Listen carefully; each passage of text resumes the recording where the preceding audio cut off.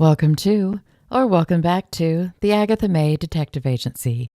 I'm Agatha May, and in this episode, we're looking at a pastor who came up with a really dumb name for his cryptocurrency. Francier Obando Pinillo, whose name I'm positive I'm not saying correctly, is a former pastor accused of defrauding around 1,500 people out of $5.9 million.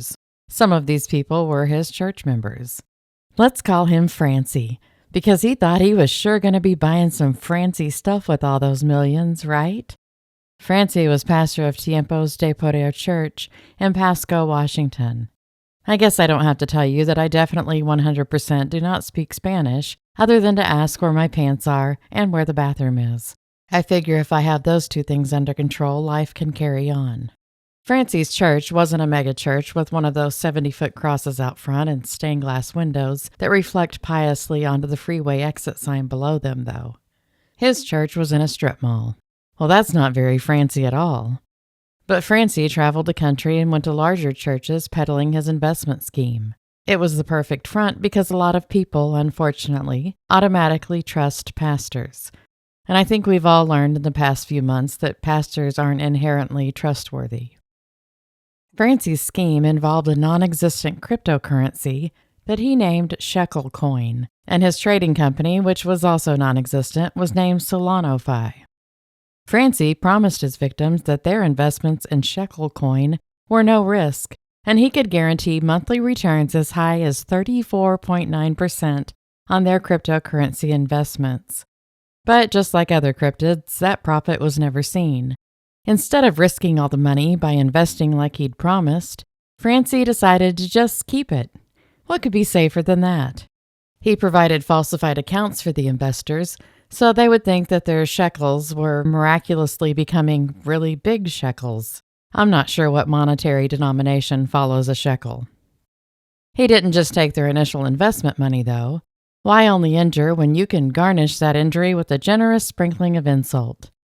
That insult was in the form of a $1,500 maintenance fee that Francie charged for investors to access their account information. And there was another $1,500 fee for supposed legal costs to recoup assets from a bankrupt crypto exchange that was purported to hold a large amount of the investors' money. There was no exchange, and the investors' money was actually in 23 of Francie's digital wallets in Colombia. Investors began confronting Francie when they discovered they couldn't withdraw their money, but he didn't care and told them he would never be arrested because investors did not physically hand him money, but instead transferred it to accounts he designated.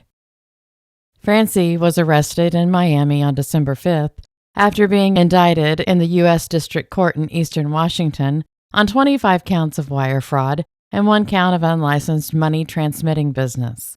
Well, that's got to make Francie feel super awkward about the claim that he'd never be arrested. I guess the investigators were smart enough to know that it didn't matter if the investors didn't physically hand him their piggy banks, since the money was going into accounts he owned. I'm not saying that Francie is dumb, but I don't think he could chew his way out of a sleeping bag made of cotton candy. Francie is also getting sued by the Commodity Futures Trading Commission. This is an independent federal regulatory agency charged by Congress with the enforcement of commodity exchanges. One of Francie's church members ended up taking him to small claims court and won a judgment of $10,000 for her initial investment, but it remains unpaid. Now, Francie isn't letting his arrest and pending stay in prison get him down, though. He is still making posts on Facebook like this one he posted the other day. I declare in Jesus' name that the blessing of God will knock on your door. You know who else will knock on the door? The police if you scam people out of money.